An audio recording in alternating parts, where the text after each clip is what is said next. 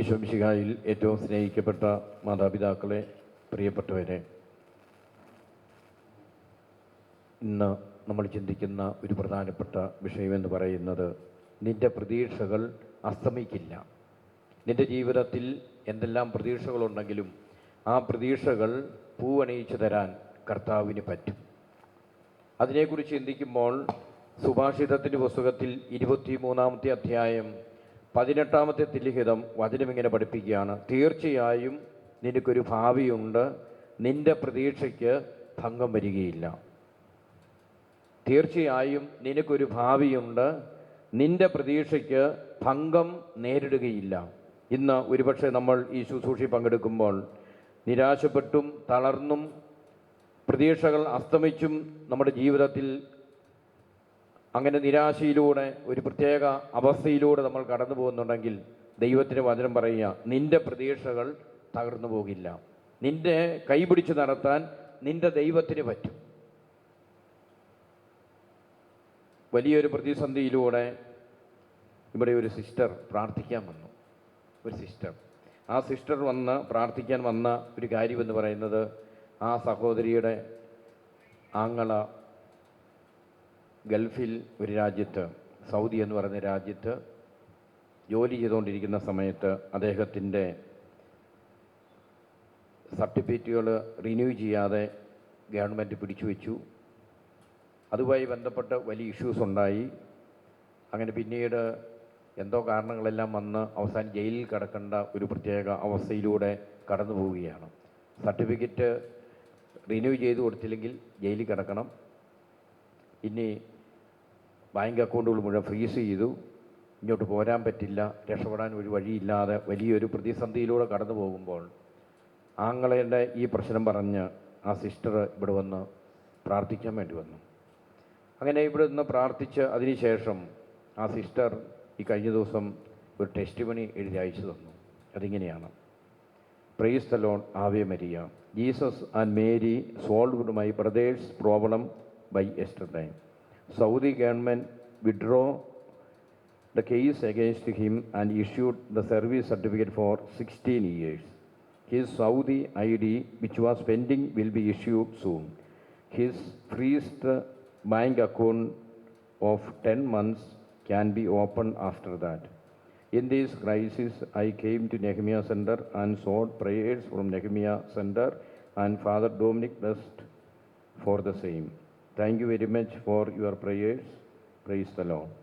16ഓളം വർഷമായി പുതുക്കി കിട്ടേണ്ട സർട്ടിഫിക്കറ്റ് കിട്ടാതെ വലിയ പ്രതിസന്ധിയിലൂടെ കടന്നുപോയി. എന്നോട് പറഞ്ഞതനുസരിച്ച് അത് അത്ര പെട്ടെന്ന് ആ പ്രശ്നങ്ങൾ പരിഹരിച്ച് അവിടുന്ന് രക്ഷപ്പെട്ടു പോരാനായിട്ടുള്ള യാതൊരു സാധ്യതയും ഇല്ല. ജയിലിൽ കിടക്കേണ്ടതായിട്ട് വരും. അതുപോലെ തന്നെ അങ്ങനെ ആർക്കും ഒന്നും ചെയ്യാൻ പറ്റില്ല, ഹെൽപ്പ് ചെയ്യാൻ പറ്റാത്ത അവസ്ഥയിലൂടെ കടന്നു പോവുകയാണ്. അങ്ങനെ ഇരിക്കുമ്പോൾ കർത്താവിൻ്റെ അടുക്കൽ പ്രത്യേകമായിട്ടും സഹായം ഈ സെൻറ്ററിലൂടെ തേടിയപ്പോൾ കർത്താവ് അനുഗ്രഹിച്ചു, ആ പ്രശ്നങ്ങൾ പരിഹരിച്ചു എന്ന് പറഞ്ഞ് നന്ദി പറഞ്ഞ് കർത്താവിന് മഹത്വം നൽകി എഴുതിയ ലെറ്ററാണിത്. നമ്മുടെ പ്രതീക്ഷകൾ ഭംഗം വന്നു എന്ന് നമ്മൾ ചിന്തിക്കുമ്പോൾ കർത്താവ് നമ്മുടെ ജീവിതത്തെ സംരക്ഷിക്കും. വിശ്വസിക്കുന്ന വ്യക്തികളുടെ ജീവിതത്തെ സംരക്ഷിക്കും. അതുകൊണ്ടാണ് സുഭാഷിതം 3:16 വചനം പറയുന്നത് ഇങ്ങനെയാണ്: കർത്താവ് നിൻ്റെ ആശ്രയമായിരിക്കും, നിൻ്റെ കാൽ കുടുക്കിൽപ്പെടാതെ അവിടുന്ന് നിന്നെ കാത്തുകൊള്ളും.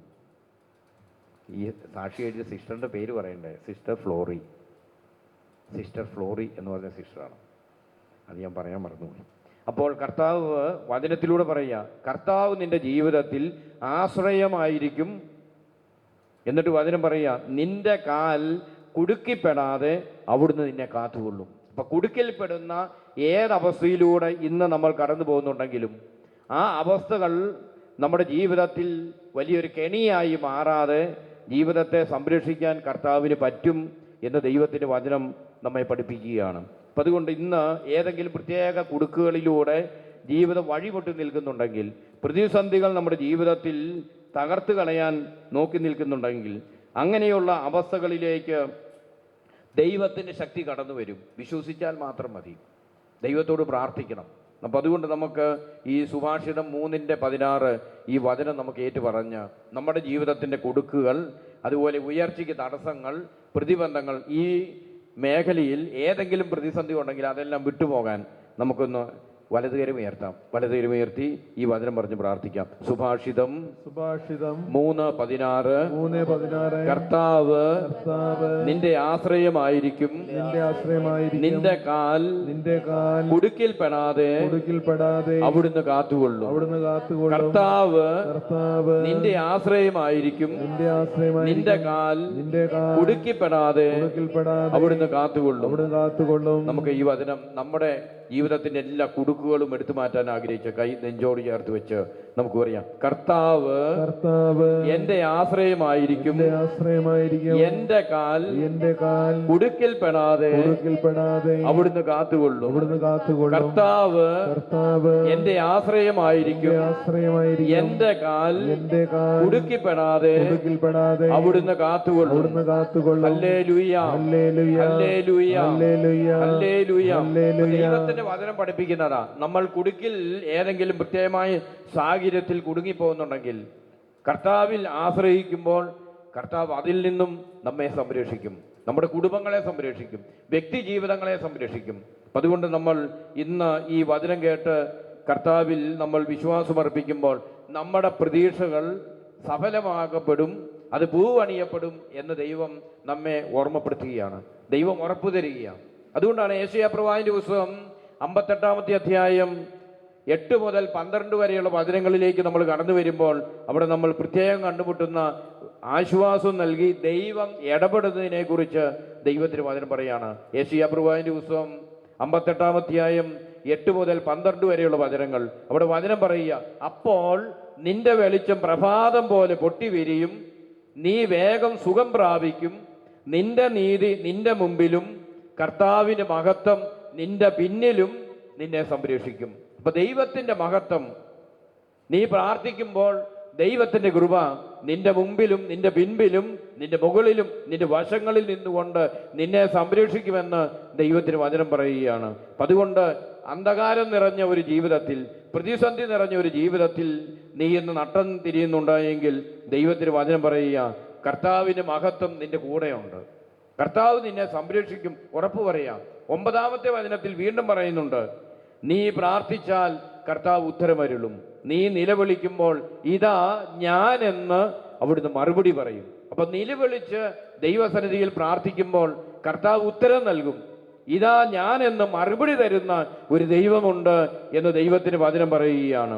അപ്പൊ അതുകൊണ്ട് നിന്റെ ജീവിതത്തിന്റെ പ്രതിസന്ധികളിലൂടെ നട്ടം തിരിയുമ്പോൾ ദൈവത്തിന് വചനം പറയുക, നീ ദൈവത്തിൽ പ്രത്യാശ അർപ്പിക്കണം, വിശ്വസിക്കണം, തകർന്നു പോകരുത്. അതുകൊണ്ടാണ് സക്രിയ-പ്രവാചകന്റെ പുസ്തകം 9:12 വചനം പറയുന്നുണ്ട്, പ്രത്യാശയുടെ തടവുകാരെ നിങ്ങൾ രക്ഷാദുർഗങ്ങളിലേക്ക് മടങ്ങിച്ചെല്ലുവിൻ, നിങ്ങൾക്ക് ഇരട്ടി മടക്കി തരുമെന്ന് ഞാൻ വാഗ്ദാനം ചെയ്യുന്നു. ഇപ്പൊ ദൈവം പറയുക, നിങ്ങൾ പ്രത്യാശയുടെ തടവുകാരായിരിക്കണം, നിരാശയുടെ വ്യക്തികളായിട്ട് മാറ്റി നിരാശയുടെ തടവറയിൽ കഴിയേണ്ടവരല്ല, മറിച്ച് നിങ്ങൾ പ്രത്യാശയുള്ളവരായിരിക്കണം. നിങ്ങളുടെ ജീവിതങ്ങളെ നയിക്കേണ്ടത് ദൈവത്തിലുള്ള പ്രത്യാശയാണ്. അപ്പൊ ഈ പ്രത്യാശയുടെ ജീവിതം നയിക്കുമ്പോൾ നിങ്ങളുടെ ജീവിതത്തിൽ ദൈവം ഇരട്ടി മടക്കി തരുമെന്ന് ദൈവത്തിന് വചനം പറയാം. നഷ്ടപ്പെട്ടത് തിരിച്ചു തരാൻ, നിന്റെ ജീവിതത്തിൽ ദൈവം ഇടപെടാൻ നിന്റെ ജീവിതത്തെ നീ സമർപ്പിക്കണം. ഒറ്റ കണ്ടീഷനേ ഉള്ളൂ, പ്രത്യാശയുള്ളവരായിരിക്കും, നിരാശപ്പെടരുത്. ഏത് പ്രതിസന്ധിയിലൂടെ കടന്നുപോയാലും നിരാശ നമ്മുടെ ജീവിതത്തിൽ കടന്നു വന്നാൽ ആ നിരാശപൂർണമായ ജീവിതങ്ങൾ തകർത്തു കളയും. അതുകൊണ്ട് ദൈവം ഇരട്ടി നിന്റെ ജീവിതത്തിൽ നന്മയായി തരണമെങ്കിലും, നിന്റെ ജീവിതത്തെ നന്മ കൊണ്ട് നിറച്ച് ഇടപെടാൻ നീ ആഗ്രഹിക്കുന്നുവെങ്കിലും ദൈവത്തിലുള്ള നിന്റെ ആശ്രയവും ദൈവത്തിലുള്ള പ്രത്യാശയും നീ നഷ്ടപ്പെടുത്തരുത് എന്ന് ദൈവത്തിന് വചനം പറയുകയാണ്. അങ്ങനെ ദൈവത്തിൽ വിശ്വസിക്കുന്ന പ്രത്യാശ അർപ്പിക്കുന്ന വ്യക്തികളോട് വീണ്ടും പറയുന്നുണ്ട്. യെശയ്യാപ്രവാചകന്റെ പുസ്തകം 58:10 പറയുക, നിന്റെ പ്രകാശം അന്ധകാരത്തിൽ ഉദിക്കും. നിന്റെ ജീവിതത്തിന്റെ തകർച്ചകളിൽ ഏതെല്ലാം തകർച്ചയുണ്ടോ, ഏതെല്ലാം പ്രതിസന്ധിയിലൂടെ നീ കടന്നു പോകുമ്പോഴും നിന്റെ ജീവിതത്തിൽ പ്രകാശം നൽകിക്കൊണ്ട് കർത്താവ് വഴി തുറക്കുമെന്നാണ് പറയുന്നത്. കർത്താവ് നിന്റെ ജീവിതത്തിൽ ഇടപെടും. 11-ാമത്തെ വചനത്തിൽ പറയാ, കർത്താവ് നിന്നെ നിരന്തരം നയിക്കും, മരുഭൂമിയിൽ നിനക്ക് സമൃദ്ധി നൽകും, നിന്റെ അസ്ഥികളെ ബലപ്പെടുത്തും, നനച്ചു വളർത്തിയ പൂന്തോട്ടവും വറ്റാത്ത നീരുറവിയുമായി മാറും നീ എന്ന് ദൈവത്തിന് വചനം പറയുകയാണ്. നനച്ച പൂന്തോട്ടം പോലെ നിന്റെ ജീവിതത്തെ സംരക്ഷിക്കും, മരുഭൂമിയിൽ നിന്റെ ജീവിതത്തിൽ സമൃദ്ധി നൽകും. ഇന്ന് നീ മരുഭൂമി അനുഭവങ്ങൾ ഏറ്റെടുത്തൊരു വ്യക്തിയാണ് എങ്കിൽ, കടബാധിത വഴികളിലൂടെ നീ കടന്നു പോകുന്നവനാണ് എങ്കിൽ, മാരക രോഗങ്ങളിലൂടെ നീ കടന്നു പോകുന്നവനാണ് എങ്കിൽ, ദൈവത്തിൽ നീ പ്രത്യാശ അർപ്പിക്കുമ്പോൾ ദൈവം നിന്റെ ജീവിതത്തിൽ ഇടപെടും എന്ന് ദൈവത്തിന് വചനം പറയുക. ഞാൻ വേറൊരു സാക്ഷ്യം വായിച്ചു കേൾപ്പിക്കാം. ഇവിടെ വന്ന് പ്രാർത്ഥിച്ച ഒരു അമ്മച്ചി 27 വർഷം ഉണ്ടായിരുന്ന ഒരു രോഗം മാറിയതിനെ കുറിച്ചുള്ള ഒരു സാക്ഷ്യമായി. 27 വർഷം ആ അമ്മച്ചിയുടെ ചെവിക്ക് ശക്തമായ വേദനയും പഴുപ്പുമായിരുന്നു. അപ്പം ഇങ്ങനെയുള്ള ഈ അമ്മച്ചി ഇവിടെ വന്ന് പ്രാർത്ഥിക്കാൻ വന്നതിലൂടെ കർത്താവ് നൽകിയ അനുഗ്രഹങ്ങളെക്കുറിച്ച് പറയുക. ഈ അമ്മച്ചിയുടെ പേര് മേരി തോമസ് എന്നാണ്. യേശുവെ നന്ദി, യേശുവെ സ്തുതി. എൻ്റെ ചെവി 1996 മുതൽ വേദനയും പഴുപ്പും അനുഭവിക്കുന്ന സാഹചര്യമായിരുന്നു. 2020 ഓപ്പറേഷൻ ചെയ്തു. 3 മാസം കഴിഞ്ഞപ്പോൾ വീണ്ടും പഴുക്കാൻ തുടങ്ങി. പിന്നെയും ഡോക്ടറെ കണ്ടു, മരുന്ന് കഴിക്കുകയും മരുന്ന് ഒഴിക്കുകയും ചെയ്തു. എന്നിട്ടും പഴുപ്പ് മാറിയില്ലായിരുന്നു. ഒരു പ്രാവശ്യം 10 ദിവസം ആശുപത്രി കിടന്ന് ഇഞ്ചക്ഷൻ ചെയ്തു. എന്നിട്ടും മാറിയില്ല. 4 പ്രാവശ്യം പഴുപ്പ് വലിച്ചെടുത്തു. പിന്നെ മാറിയില്ലെങ്കിൽ അഡ്മിറ്റ് ചെയ്യണമെന്ന് ഡോക്ടർ പറഞ്ഞു. 5-ാമത്തെ തവണ ആശുപത്രിയിൽ പോകുന്നതിന് ഈശോയോട് പറഞ്ഞു, ഇനി ഞാൻ ചെല്ലുമ്പോൾ എൻ്റെ ചെവിയിൽ പഴുപ്പുണ്ടാവരുത്. ഞാൻ മലമ്പുഴയിലെ നെഹ്മിയ മിഷൻ സെൻറ്ററിൽ വന്ന് വെള്ളിയാഴ്ച ശുശ്രൂഷ ആരാധനയിൽ പങ്കെടുത്ത് കൊള്ളാം എന്ന് പറഞ്ഞ് ഞാൻ പ്രാർത്ഥിച്ചു. അങ്ങനെ ഇവിടെ വന്ന് പ്രാർത്ഥിച്ചു. അതിനുശേഷം ഡോക്ടറെ കാണിച്ചപ്പോൾ ചെവിയിൽ പഴുപ്പ് പരിപൂർണമായും തീർത്തു മാറി എന്ന് ഡോക്ടർ സാക്ഷ്യപ്പെടുത്തി. എൻ്റെ ചെവി വേദന എന്നേക്കുമായി വിട്ടുപോവുകയും ചെയ്തു. യേശുവെ നന്ദി, യേശുവെ സ്തുതി, യേശുവെ സ്തോത്രം എന്ന് മേരി തോമസ്. സ്നേഹമുള്ളവരെ, 27 വർഷം 96 തുടങ്ങിയതാണെന്നാണ് പറഞ്ഞത്. ഈ 2023 ഈ അടുത്ത ദിവസങ്ങളിൽ നടന്ന കാര്യമാണ്. അപ്പോൾ 27ഓളം വർഷം ജീവിതത്തിൽ ചെവി പഴുപ്പ്, എത്രയോ പ്രാവശ്യം ചെവിയിൽ നിന്ന് പഴുപ്പ് വലിച്ചെടുത്തു. ഇതെല്ലാം ഈ സാക്ഷ്യത്തിൽ പറയുന്ന കാര്യങ്ങളാണ്. ആശുപത്രിയിൽ പോയി ചികിത്സിച്ചു. പക്ഷേ ഒരു ഫലമുണ്ടാകാതെ ഇരിക്കുന്ന സാഹചര്യത്തിൽ ദൈവസഹായം തേടി ഇവിടെ വരികയാണ്. വെള്ളിയാഴ്ച ശുശ്രൂഷയിൽ പങ്കെടുത്ത് ദൈവസഹായം തേടി പ്രാർത്ഥിക്കുമ്പോൾ ദൈവത്തിന് വചനം പഠിപ്പിക്കുന്നത് പോലെ അസ്ഥികളെ ബലപ്പെടുത്തുന്ന ദൈവം.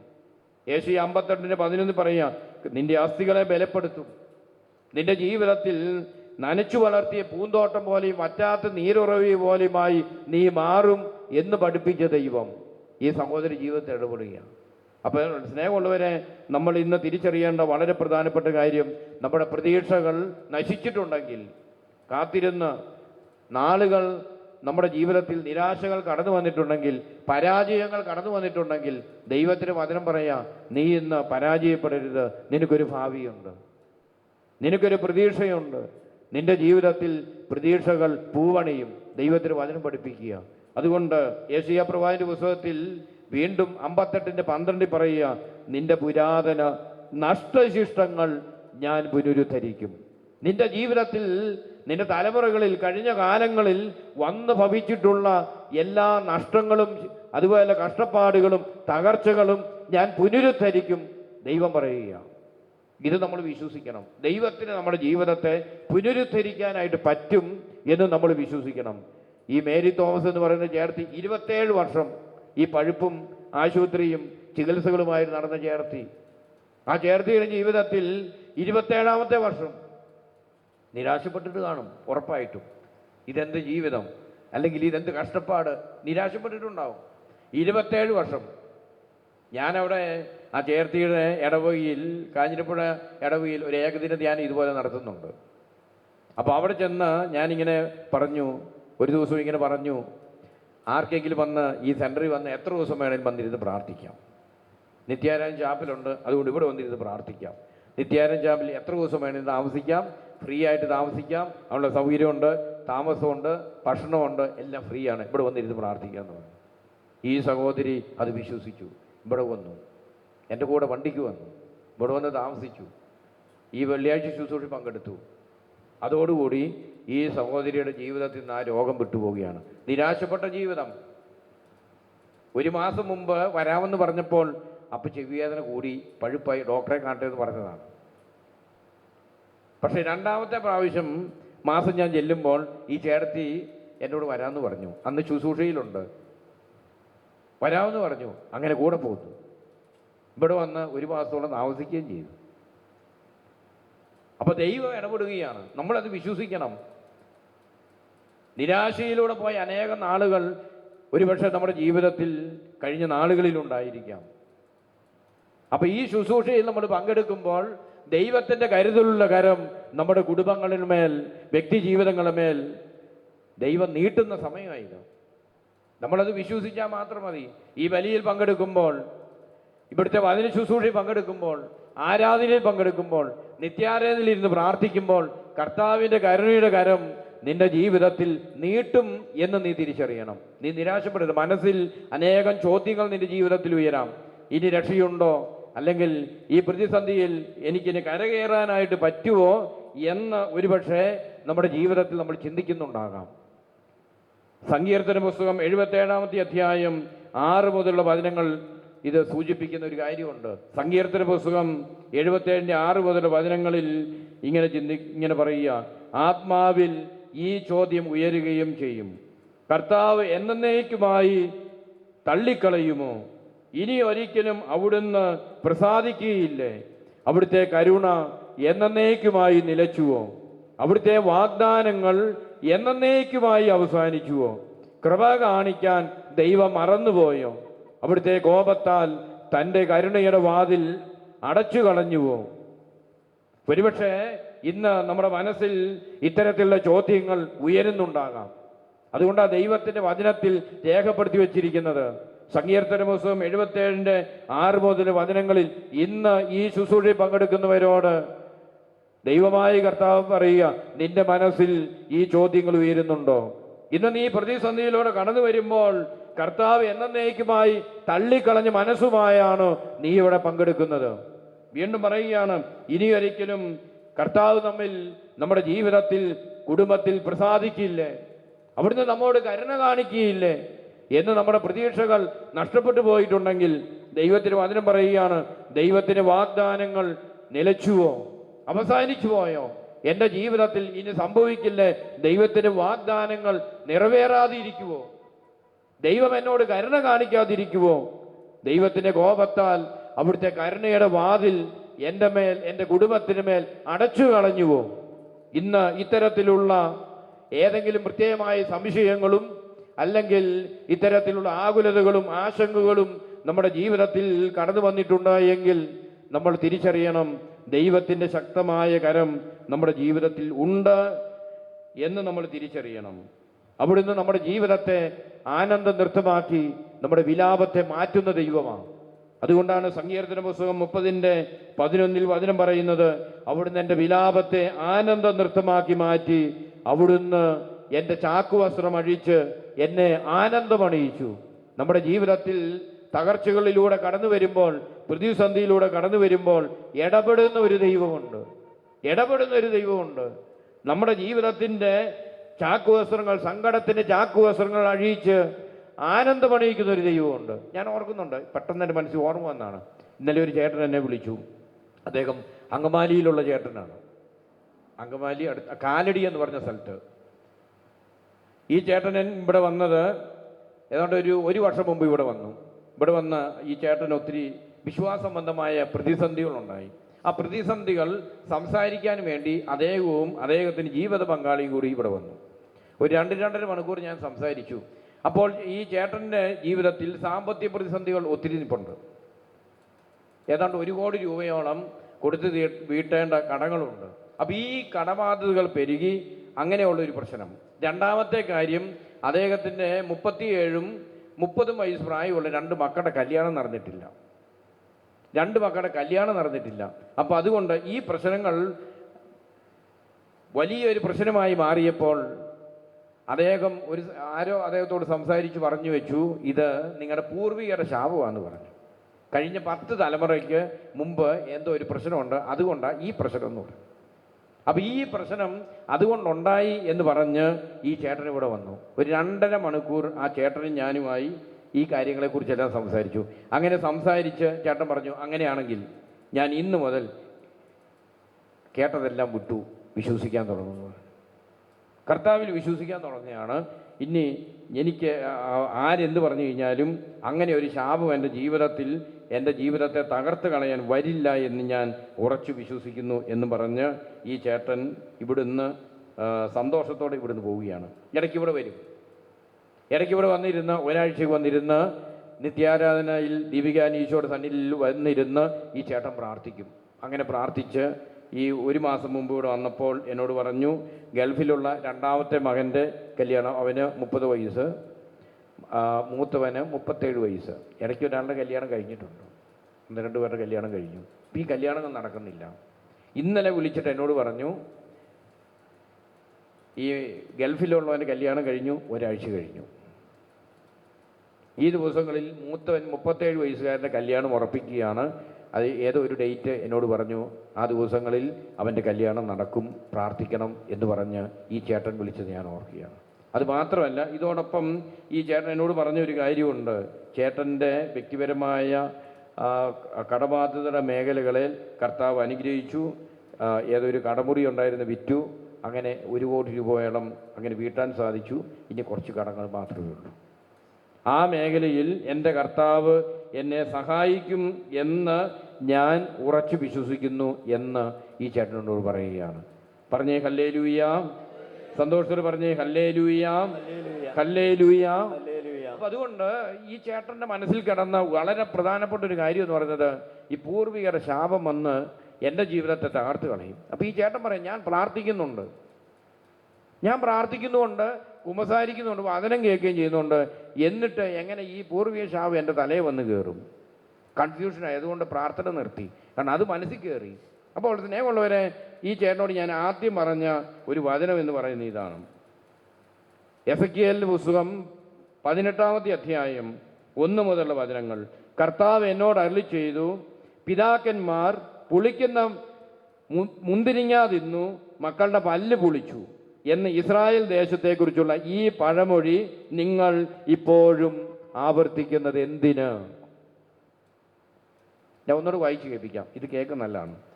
കർത്താവ് എന്നോട് അരുളി ചെയ്തു, പിതാക്കന്മാർ പുളിക്കുന്ന മുന്തിരിക്ക തിന്നു, മക്കളുടെ പല്ല് പുളിച്ചു എന്ന് ഇസ്രായേൽ ദേശത്തെക്കുറിച്ചുള്ള ഈ പഴമൊഴി നിങ്ങൾ ഇപ്പോഴും ആവർത്തിക്കുന്നത് എന്തിന്?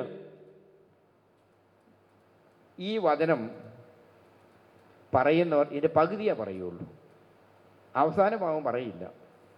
പിതാക്കന്മാർ പുളിക്കുന്ന പച്ചമുന്തിരിങ്ങ തിന്നു, മക്കളുടെ പല്ല് പുളിച്ചു.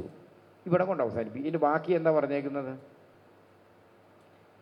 ബാക്കി പറഞ്ഞേക്കുന്നത് എന്താ? ഈ പഴമൊഴി ഇനി നിങ്ങൾ ഇസ്രായേലിൽ ആവർത്തിക്കരുത്. ഇത് ആവർത്തിക്കരുത്, ഇതാ പറഞ്ഞേക്കുന്നതിൻ്റെ കാരണം. പക്ഷേ ഇത് അനേകം ആൾക്കാർ എന്നിട്ട് വീണ്ടും പറയുന്നുണ്ട്, 3-ാമത്തെ വചനത്തിൽ പറയുന്നുണ്ട്, ഈ പഴമൊഴി ഇനി ഒരിക്കലും ഇസ്രായേൽ നിങ്ങൾ ആവർത്തിക്കുകയില്ല. എന്നിട്ട് പറയുകയാണ്,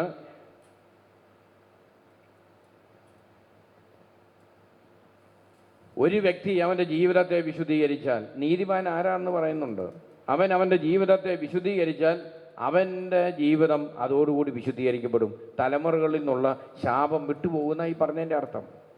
ഇവിടെ ദൈവത്തിന് വചനം പറയുന്നുണ്ട്, 18-14 പറയാം, ഈ മനുഷ്യന് ഒരു പുത്രൻ എന്ന് പറഞ്ഞാൽ, ഈ മനുഷ്യൻ എന്ന് പറഞ്ഞാൽ ഒരുവൻ കൊള്ളക്കാരനും കൊലപാതകിയും ആയിട്ടുള്ള ഒരുവൻ, ദൈവകൽപ്പന നിഷേധിക്കുന്ന ഒരുവൻ, അങ്ങനെയുള്ള ഒരു മനുഷ്യന് ഒരു പുത്രൻ ജനിക്കുകയും അവൻ തൻ്റെ പിതാവിൻ്റെ പാപം കണ്ട് ഭയപ്പെട്ട് അതുപോലെ തന്നെ പ്രവർത്തിക്കാതിരിക്കുകയും ചെയ്യുന്നുവെന്നിരിക്കട്ടെ. എൻ്റെ കൽപ്പനകൾ പാലിക്കുകയും പ്രമാണങ്ങളനുസരിച്ച് പ്രവർത്തിക്കുകയും അവൻ ചെയ്യുന്നു. അങ്ങനെയെങ്കിൽ അവൻ തൻ്റെ പിതാവിൻ്റെ അകൃത്യങ്ങൾ മൂലം മരിക്കുകയില്ല, അവൻ തീർച്ചയായും ജീവിക്കും. ഈ എസെക്കിയേൽ പ്രവാചകന്റെ പുസ്തകം 18-ാം അധ്യായം ഒന്ന് മുഴുവൻ എടുത്ത് വായിക്കുന്ന നല്ലതാണ്. ഇവിടെ ഇരിക്കുന്നവർ, ഇന്ന് ഈ ശുശ്രൂഷയിൽ പങ്കെടുക്കുന്നവർ ഈ അധ്യായം മുഴുവനൊന്ന് വായിക്കണം. അതിൻ്റെ അവസാനം 19 പറയാം, പിതാവിൻ്റെ ദുഷ്ടതകൾക്കുള്ള ശിക്ഷ പുത്രൻ അനുഭവിക്കാത്തത് എന്ത് എന്ന് നിങ്ങൾ ചോദിച്ചേക്കാം. പുത്രൻ നിയമാനുസൃതവും ന്യായപ്രകാരവും മർദ്ദിക്കുകയും എൻ്റെ കൽപ്പനകൾ അനുസരിക്കുന്നതിൽ ശ്രദ്ധ വയ്ക്കുകയും ചെയ്താൽ അവൻ തീർച്ചയായും ജീവിക്കും. പാപം ചെയ്യുന്നവൻ മാത്രമായിരിക്കും മരിക്കുക. പുത്രൻ പിതാവിൻ്റെ തിന്മകൾക്ക് വേണ്ടിയോ പിതാവ് പുത്രന്റെ തിന്മകൾക്ക് വേണ്ടിയോ ശിക്ഷിക്കപ്പെടുകയില്ല. നീതിമാൻ തൻ്റെ നീതിയുടെ ഫലവും ദുഷ്ടൻ തൻ്റെ ദുഷ്ടതയുടെ ഫലവും അനുഭവിക്കും. അപ്പോൾ അത് അധ്യായം മുഴുവൻ വായിച്ചാൽ മതി. ഇനി അതുപോലെ തന്നെ ഇഷ്ടം പോലെ പറയുന്നുണ്ട്. അപ്പം അതുകൊണ്ട് സ്നേഹമുള്ളവരെ, ഈ ചേട്ടൻ, ഞാൻ ഈ പറഞ്ഞ കാലടി ചേട്ടൻ വലിയ പ്രതിസന്ധിയിലും മനസ്സ് കലങ്ങി ഇവിടെ ഈ ചേട്ടൻ വരികയാണ്. ചേട്ടൻ പല സ്ഥലത്തും പോയി, പലരെയും കണ്ടിട്ടുണ്ടെന്ന് പറഞ്ഞു. ഇങ്ങനെയുള്ള ശാപങ്ങളുടെ ജീവിതത്തിൽ കയറി. അതുകൊണ്ടാണ് ചേട്ടൻ നോക്കുമ്പോൾ ശരിയാ, 1 കോടി രൂപ കടം, 2 മക്കളുടെ കല്യാണം നടക്കുന്നില്ല. ന്യായമായിട്ടും ഇത്ര പ്രശ്നത്തിലൂടെ കടന്നു വരുമ്പോൾ ന്യായമായിട്ടും ആരെന്തെങ്കിലും ഒന്ന് പറഞ്ഞാൽ അതോടുകൂടി ടെൻഷൻ കയറും, നിരാശ കയറും, ഇനി പ്രാർത്ഥിക്കണ്ടെന്ന് തോന്നും. ദൈവം എവിടെ? ഇത് സ്വാഭാവികമായിട്ട് ചിന്തിക്കും. അതുകൊണ്ട് ആരുടെയും മനസ്സിൽ അങ്ങനെ ഇന്നുണ്ട് എങ്കിൽ യേശു ക്രിസ്തുവിനെ നിങ്ങളുടെ ജീവിതത്തെ സഹായിക്കാനും രക്ഷിക്കാനും പറ്റും. ഇത് നമ്മൾ തിരിച്ചറിയണം. ലൂക്കാ സുവിശേഷം 13-ാമത്തെ അധ്യായം 10 മുതലുള്ള വചനങ്ങൾ അവിടെ നമ്മളൊന്ന് വായിച്ചാൽ അറിയാം. അവിടെ വചനത്തിൽ കൂനുള്ള ഒരു സ്ത്രീയെക്കുറിച്ച് ഈശോ പറയുകയാണ്. കൂനുള്ള സ്ത്രീ 18 വർഷം ദുരാത്മാവ് ബാധിച്ച് നിവർന്നു നിൽക്കാൻ വയ്യാത്ത വിധത്തിൽ കൂനിപ്പോയി. ഒരു ദുരാത്മാവ് ബാധിച്ചു, 18 വർഷം നിവർന്നു നിൽക്കാൻ പറ്റില്ല, കൂനിപ്പോയി. അപ്പം ഇങ്ങനെ കൂനിപ്പോയ ഈ സ്ത്രീയെ യേശുവിൻ്റെ അടുക്കൽ കൊണ്ടുവരികയാണ്. അപ്പം എന്നിട്ട് വചനം പറയുക, ലൂക്കാ സുവിശേഷം 13-ന്റെ തുടർന്നുള്ള വചനത്തിൽ പറയുന്നുണ്ട്, യേശു അവളുടെ മേൽ കൈകൾ വെച്ചു, തൽക്ഷണം അവൾ നിവർന്നു നിന്നു, ദൈവത്തെ മഹത്വപ്പെടുത്തി. അപ്പം യേശു അവളുടെ ജീവിതത്തിൽ ഇടപെട്ടു, കൈവച്ചു, അനുഗ്രഹിച്ചു. അവളിൽ നിന്നും പിശാച് വിട്ടുപോയി. തൽക്ഷണം അവൾ നിവർന്നു നിന്നു, ദൈവത്തെ മഹത്വപ്പെടുത്തി. അങ്ങനെയെങ്കിൽ നമ്മൾ ഇന്ന് അറിയേണ്ട ഒരു കാര്യം ഇതാ, വിശ്വസിക്കേണ്ട ഒരു കാര്യം ഇതാ, നമ്മുടെ ജീവിതത്തിന് പ്രതിസന്ധികളിൽ ഏതെങ്കിലും കൂനിപ്പോയ സാഹചര്യങ്ങൾ, അല്ലെങ്കിൽ ചെയ്ത കാര്യങ്ങൾ രക്ഷപ്പെടുന്നില്ല, ക്ലച്ച് പിടിക്കുന്നില്ല, അത് ബിസിനസ് ആയിരിക്കാം, അല്ലെങ്കിൽ ഏതെങ്കിലും പുതിയ സംരംഭങ്ങൾ തുടങ്ങിയതായിരിക്കാം, അല്ലെങ്കിൽ പഠന മേഖലകളിലുള്ള പ്രശ്നങ്ങളായിരിക്കാം, അല്ലെങ്കിൽ വിദ്യാഭ്യാസ മേഖലകളിൽ ലോൺ എടുത്ത് മക്കളെ വിദേശത്ത് വിട്ടതായിരിക്കാം. ഇങ്ങനെ അനേകം പ്രതിസന്ധികളിലൂടെ കടന്നു വരുമ്പോൾ പ്രതീക്ഷകൾ മങ്ങിയ സാഹചര്യങ്ങളുണ്ടെങ്കിലും ദൈവത്തിന് വചനം എന്ന് പറയുക, നിന്റെ പ്രതീക്ഷകൾക്ക് മങ്ങിപ്പോകാതെ നിനക്കൊരു ഭാവി തരാൻ നിന്റെ ദൈവമായ കർത്താവിന് നിന്റെ ജീവിതത്തിൽ ഇടപെടാൻ പറ്റും എന്ന് നീ തിരിച്ചറിയണമെന്ന് വചനം പറയുക. സുഭാഷിതം 23:18 പറയുന്ന കാര്യം അതാണ്. അപ്പം അതുകൊണ്ട് സ്നേഹമുള്ളവരെ, ഇന്ന് നമ്മൾ ഏതെങ്കിലും പ്രതീക്ഷ നഷ്ടപ്പെട്ടു പോയവരാണെങ്കിൽ, മോഹഭംഗങ്ങളിലൂടെ കടന്നു പോകുന്നവരാണെങ്കിൽ, ദൈവത്തിന് വചനം നമ്മോട് പറയാം, നിനക്ക് നല്ലൊരു ഭാവി തരാൻ നിന്റെ ദൈവമായ കർത്താവ് നിന്റെ കൂടെയുണ്ട്.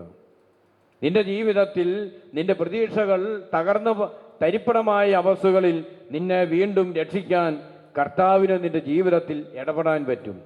അതുകൊണ്ടാണ് സുഭാഷിതത്തിൻ്റെ പുസ്തകം 3-ാമത്തെ അധ്യായം 5ഉം 6ഉം തില്ലിഖിതങ്ങൾ. അവിടെ വചനം ഇങ്ങനെ പഠിപ്പിക്കുക, കർത്താവിൽ പൂർണ്ണ ഹൃദയത്തോടെ നീ വിശ്വാസം അർപ്പിക്കുക, സ്വന്തം ബുദ്ധിയെ ആശ്രയിക്കരുത്, നിന്റെ എല്ലാ പ്രവൃത്തികളും ദൈവവിചാരത്തോടു കൂടിയാകട്ടെ, അവിടുന്ന് നിനക്ക് വഴി തെളിച്ചു തരും. അപ്പൊ ദൈവത്തിന് വചനം പറയാം, സ്വന്തം ബുദ്ധിയിലല്ല നമ്മൾ ആശ്രയിക്കേണ്ടത്, സ്വന്തം പരിശ്രമങ്ങളിൽ മാത്രമല്ല നമ്മൾ ആശ്രയിക്കേണ്ടത്, സമ്പത്തിലല്ല ആശ്രയിക്കേണ്ടത്, മറിച്ച് ദൈവത്തിൽ പൂർണ്ണമായും നീ വിശ്വാസം അർപ്പിക്കണം. നിന്റെ എല്ലാ പ്രവർത്തികളും ദൈവവിചാരത്തോടുകൂടി ആയിരിക്കട്ടെ. ദൈവത്തിന് വചനം പറയാം, നിന്റെ എല്ലാ പ്രവർത്തികളും ദൈവവിചാരത്തോടെ നീ നയിക്കാൻ ആരംഭിക്കുമ്പോൾ കർത്താവ് നിന്റെ ജീവിതത്തിൻ്റെ വഴി തുറന്നു തരും. ദൈവത്തിന് വചനം പഠിപ്പിക്കുകയാണ്. അതുകൊണ്ട് സ്നേഹമുള്ളവരെ, നമുക്ക് നമ്മുടെ എല്ലാ പ്രവൃത്തികളും ദൈവവിചാരത്തോടെ ആയിരിക്കാനും, അതുപോലെ തന്നെ പൂർണ്ണ ഹൃദയത്തോടെ കർത്താവിൽ ആശ്രയിക്കാനുള്ള വലിയൊരു കൃപയ്ക്ക് വേണ്ടി നമുക്ക് ഈ നിമിഷത്തിൽ പ്രത്യേകമായിട്ട് പ്രാർത്ഥിക്കാം. നമ്മൾ ഈ ബലിയിൽ പ്രത്യേകമായിട്ട് പ്രാർത്ഥിക്കുക. നമ്മുടെ ബുദ്ധിയിൽ ആശ്രയിച്ച് നാളുകളെ സമർപ്പിക്കാം. നമ്മുടെ സമ്പത്തിൽ ആശ്രയിച്ച നാളുകളെ സമർപ്പിക്കാം.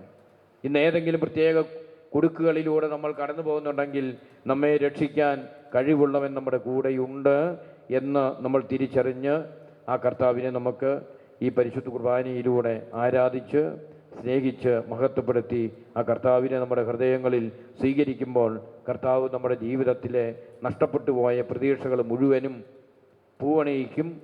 പ്രതീക്ഷകൾ നമ്മുടെ ജീവിതത്തിൽ കാത്തു സൂക്ഷിച്ച് നല്ലൊരു ജീവിതം തന്നുകൊണ്ട് കർത്താവ് നമ്മുടെ കുടുംബങ്ങളെ അനുഗ്രഹിക്കും. നമുക്ക് എഴുന്നേറ്റ് നിൽക്കാം.